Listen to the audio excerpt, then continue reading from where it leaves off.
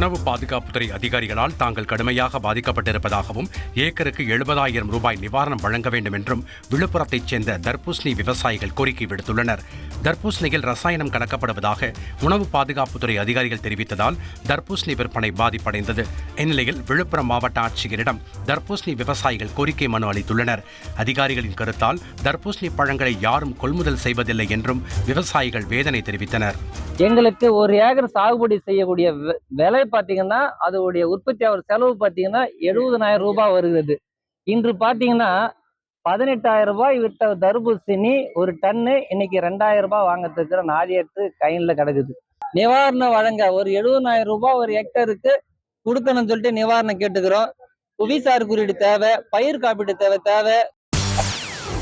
செய்திகளை உடனுக்குடன் தெரிந்து கொள்ள உடனே சப்ஸ்கிரைப் பண்ணுங்க.